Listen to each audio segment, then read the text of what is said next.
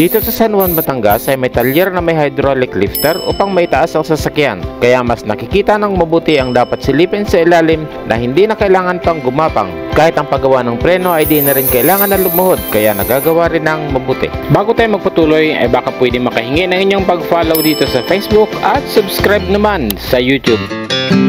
Maraming magagaling na mekaniko dito sa San Juan, Batangas, pero sa araw na ito ay dito tayo sa MRC o Moy Rio Chris dahil ang gagawin ay sa manibela na ang parts ay nasa ilalim banda. Unang ginawa ay sinalang si lifter upang maitaas ang sasakyan at dahil sa titingnan na rin ang preno sa likod ay pinalulubang ang tornilyo bago iangat. Pagkatapos sa kaliwa ay doon naman sa kabilang gulong ang pinaluluwag. Pagkatapos ito ay dandahang itinaas ang sasakyan. Bukod sa handbrake ay nakasecure ang mga gulong kaya hindi ito aatras. Namamanga ako sa ganitong teknolohiya. Hindi ba na kailangan pang maglagay ng jack at gumapang sa ilalim ng sasakyan? Ayan, pansinin nyo na mataas-taas na rin ang sasakyan. Elevated na siya. Ang galing dahil may lifter din sa loob upang maiangat ang gulong sa likod dahil nga sa titingnan din ang preno. Pag naiangat ang sasakyan ay kitang-kita nga naman ang ilalim. Tingnan nyo, kahit ang kalawang ng aming tambutso o muffler ay kitang-kita rin. Pagkatapos may angat ang likurang bahagi, isinimulan na rin na tanggalin ang gulong sa likod upang masuri ang preno.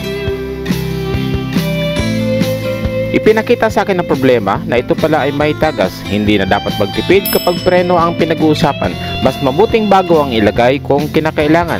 Kaya tinanggal ni Kuya ang pyesa na may problema upang maihanap ng kapalit sa auto supply. Habang binibili pa ang pyesa ng preno ay sinilip naman ang problema sa aking manibela. Dahil ito ay power steering, sinusuri kong may tagas at tinitingnan din ang pagdadaanan ng bagong bili kong pyesa kung saan ito banda ilulusot. Malaking tulong ang lifter sa ganitong bagay. Pagkatapos ay kanilang tinanggal ang langis ng steering pump. Tingnan nyo sila na pag-uusapan nila sa ilalim ng sasakyan na pagdadaanan ng pyesa. Hindi naging mahirap sa kanila na tingnan ang ilalim dahil sa lifter. Biruin nyo, nagko-conference sila sa ilalim ng sasakyan. Joke lang yun mga kuya. Pagkatapos may lagay ang pyesa ay nalagyan muli ng bagong langis ang manibela. Inihabol ko na rin ang bubog ng bintana na hindi maibaba. Nag-stuck na ito pero nagawa nilang ayusin. Dito lang sila nakapesto sa tabi ng MRC pero hindi ko na alam kung saan sila ngayon.